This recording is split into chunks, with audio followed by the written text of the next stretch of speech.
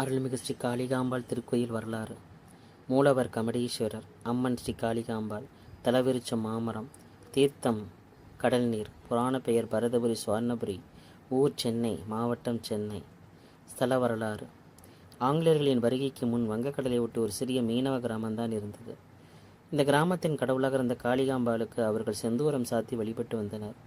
இதனால் சென்னியம்மன் என்று அழைக்கப்பட்டார். சென்னியம்மன் குப்பம் என்ற பெயரை பின்னர் சென்னை என்று மருவியது என்ற ஒரு கருத்து நிலவுகிறது. விஸ்வகர்மா சமூகத்தினர் நாயக்கர் காலகட்டத்தில் திருவல்லிக்கேணி பார்த்தசாரதி பெருமாள் கோவில் திருப்பணிகளுக்காக சென்னையில் குடியேறிய போது திருவண்ணாமலையிலிருந்து கல் எடுத்து வந்து கட்டிய ஆலயம் இது என்று கூறப்படுகிறது.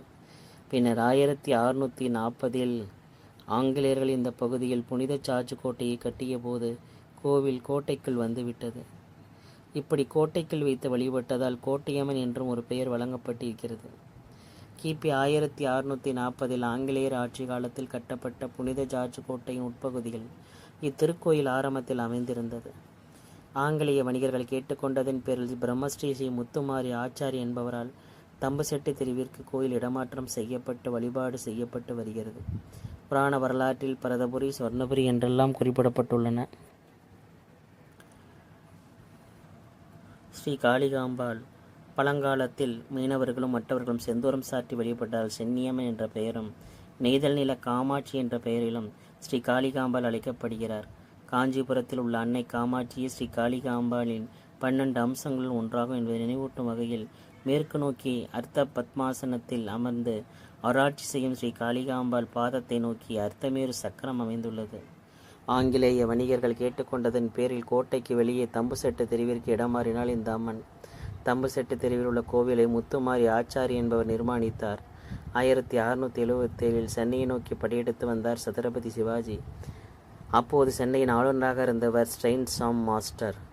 இவர் ஏற்கனவே சிவாஜியின் வீரத்தை பார்த்திருக்கிறார். 1670 சிவாஜி சூரத் நகரில் இருந்த கிழக்கிந்திய கம்பெனியின் கோட்டையை தாக்கிய போது அதனை எதிர்கொண்டவர் இந்த ஸ்ட்ரெயின் சாம் மாஸ்டர் தான். தமது தென்னக படையெடுப்பால் வேலூர், செஞ்சி, ஆற்காடு ஆகிய பகுதிகளை கைப்பற்றி சிவாஜியின் அடுத்த குறி சென்னை தான் என்று பரபரப்பாக பேசப்பட்டது. இதனால் மெட்ராஸ் வாசிகள் அடுத்து என்ன என்று தெரியாமல் அச்சத்தில் உறைந்து போயிருந்தனர். இப்படி நிமிடங்கள் திக் திக் என கடந்து போகின்ற நிலையில் 1677 மே 14 சிவாஜியின் தூதர் ஒருவர் புனித சார்ஜ் கோட்டைக்கு வந்தார். சத்ரபதி சிவாஜி சில விலை உயர்ந்த கற்களையும் விஷமுறிவு மருந்துகளையும் கேட்பதாகவும் அதற்குரிய பணத்தை அளித்து விடுவதாகவும் அந்த தூதர் தெரிவித்தார். ஆனால் ஆங்கிலேயர்கள் பணம் எதையும் பெறாமல் சிவாஜி கேட்ட பொருட்களை அனுப்பி வைத்தனர். சிவாஜி சென்னையை தாக்காமல் இருக்க என்ன விலையை கொடுக்கவும் அவர்கள் தயாராக இருந்தனர். சில நாட்கள் கழித்து மீண்டும் சில கோரிக்கைகளோடு திரும்பி வந்தார் சிவாஜியின் தூதர். இம்முறை வாங்கும் பொருட்கள் உரிய விலையை கண்டிப்பாக கொடுக்கும்படி சிவாஜி வலியுறுத்தியாக கூறினார். ஆனால் இரண்டாம் முறையும் விலையில்லா பொருட்களையே அவங்களுக்கு வழங்கப்பட்டன. மூன்றாவது முறையாக மீண்டும் வந்த தூதர் இம்முறை சில ஆங்கிலேய பொறியாளர்களை சிவாஜி அழைத்து வர சொன்னதாக தெரிவித்தார். ஆனால் இந்த கோரிக்கை ஏற்க முடியாதென மிகவும் பணிவாக மறுத்துவிட்டார்கள். ஆங்கிலேயர்கள் இதனால் ஆத்திரமுற்று சிவாஜி சென்னை மீது படையெடுப்பார் என எதிர்பார்க்கப்பட்டது. ஆனால் அப்படி எதுவும் நடைபெறவில்லை. இதனிடையே சில அரசியல் மாற்றங்கள் காரணமாக சிவாஜி மீண்டும் தனது ராஜ்யத்திற்கு திரும்ப செல்ல வேண்டியதாக இருந்தது.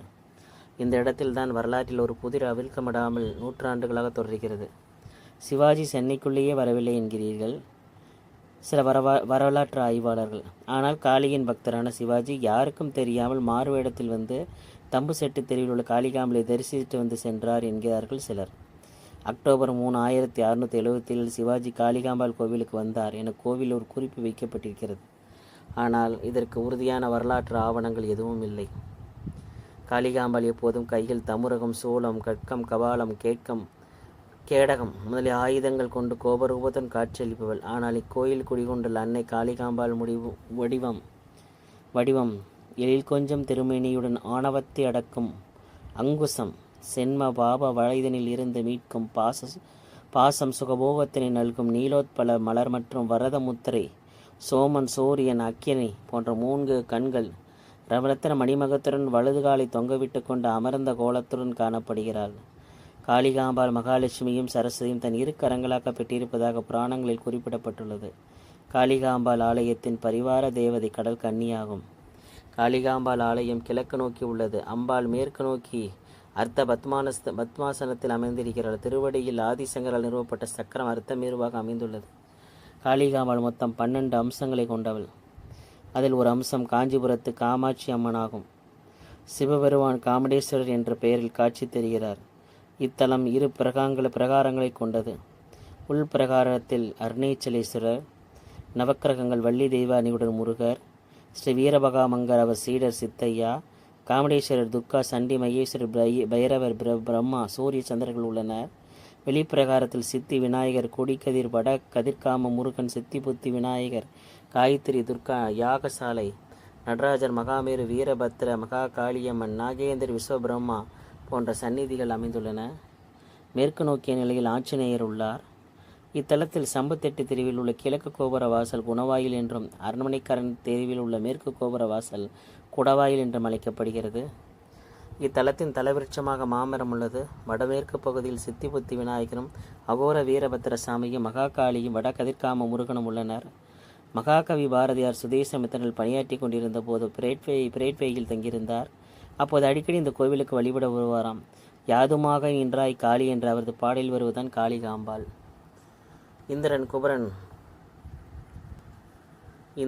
குபேரன், வருணன், விராட புருஷன், விஸ்வகர்மா, வியாசர், பாராசர், அகத்தியர், ஆங்கிலேயரசர், புலஸ்தியர் ஆகியோர் வழிபட்ட தலம். கிபி 1639 ஆண்டுக்கு முன்பு விஸ்வகர்மா குலத்தில் இவ்வாலயம் அமைக்கப்பட்டு பராமரிக்கப்பட்டு வருகின்றது. பரதபுரி, ஸ்வர்ணபுரி என்றெல்லாம் புராணங்களில் குறிப்பிடப்பட்டுள்ளது.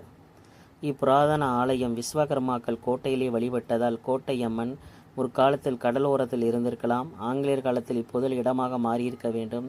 செம்படவர்களும் மற்றவர்களும் செந்தூரம் பூசி வழிபட்டதால் இவ்வன்னைக்கு சென்னியம்மன் என்ற திருநாமம் ஒன்று. சென்னம்மன் குப்பமே சென்னை ஆயிற்று. வேறு எந்த ஆலயங்களுக்கும் இல்லாத பல சிறப்புகள் இவ்வாலயத்திற்கு உள்ளன. ஸ்ரீ சக்கர நாயகியாம் அன்னைக்கு ஸ்ரீ சக்கரமே இங்கு தேராக அமைந்துள்ளது. இந்த சக்கரராஜ விமானம் என்னுடைய தேர் கிண்ணி தேர் என்று அழைக்கப்படுகிறது. 3 கால்களுடன் பிரிங்கி முனிவர் எழுந்தியுள்ளார். ஐயனை மட்டுமே வளவரவேன் என்று அம்மையும் சேர்த்து வளம் வர மாட்டேன் என்ற அறியாமையால் தவறு செய்த பிரிங்கி முனிவர் அன்னையின் சாபத்தினால் இவ்வாறு ஆனார். பின் அம்மை கேதார கௌதாரி விரதம் மேற்கொள்ளவும் இடப்பக்கம் பெறவும் காரணமாக இருந்தவர் பிரிங்கி முனிவர். இன்றும் ஆருத்ரா தரிசனம் திருவிழா முடிந்த ஐயனும் அம்மையும் திரும்பி வரும்போது இந்நிகழ்ச்சியை குறிக்கும் வகையில் ஊடல் உற்சவம் நடைபெறுகிறது. உள்ளம் முருகதையா முருகா என்ற டி.எம். சௌந்தரராஜன் பாடிய பாடலை கேட்டிருப்பீர்கள். இந்த மிகவும் இனிமையான இந்த கந்தன் பாடலை இயற்றியவர் ஸ்ரீ ஆண்டவன் பிச்சி என்பவர் ஆவார். அவர் 1952 ஆண்டு அவர் காளிகாம்பாள் கோவிலில் வடர் சுதிர்காம முருகப்பெருமான் சன்னதி முன்பு அமர்ந்து இந்த பாடலை பாடினார். திருவிழா வைகாசியில் பிரம்மோற்சவம் தொடங்கி வைகாசி விசாகத்தன்று 10வது நாள் வீதி உலாவுடன் கூடிய முடியும். முதல் நாள் காளிகாம்பாள் வீதி உலாவும், அடுத்து காமதேனு, பூதகி, சிம்மம், யானை, தேரோட்டம், குதிரை, கிண்ணித்தேர் என்று ஒவ்வொரு நாளும் ஒவ்வொரு வாகனத்தில் காளிகாம்பாள் வீதி உலா நடைபெறும். ஆண்டு முழுவதும் விழாக்கோலம் இருந்து கொண்டே இருக்கும்.